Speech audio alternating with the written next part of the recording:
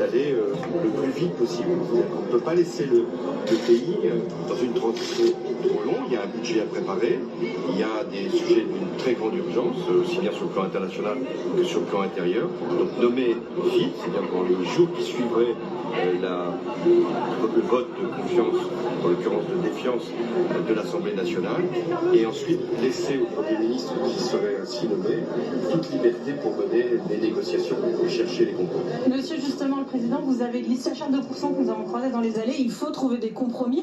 Concrètement, il peut se passer quoi? Est-ce qu'au final, la dissolution, la démission est inéluctable à un moment? Non, tout dépend de l'esprit de responsabilité des uns et des autres.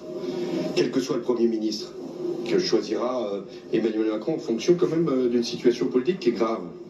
Ce Premier ministre ou cette Première ministre devra chercher avec les groupes, ceux de sa majorité s'il en a une, ceux de l'opposition, un compromis pour le budget. Sans doute que ça ne sera ni la politique qui a été menée jusqu'à présent, depuis 2017, ni d'ailleurs, soyons tout à fait lucides, la politique du nouveau Front populaire.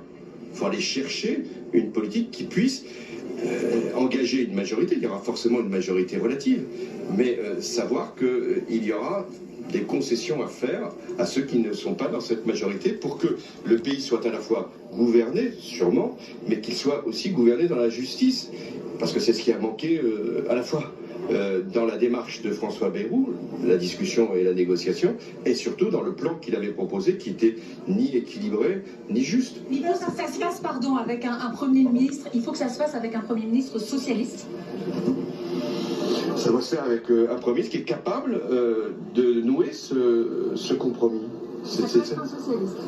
C'est un socialiste si il comprend, et je crois que ça a été l'attitude du Parti socialiste, que ça ne sera pas sur son programme, puisqu'il va falloir faire voter un budget, ou en tout cas faire que ce budget plutôt ne soit pas censuré, ce qui n'est pas tout à fait la même chose.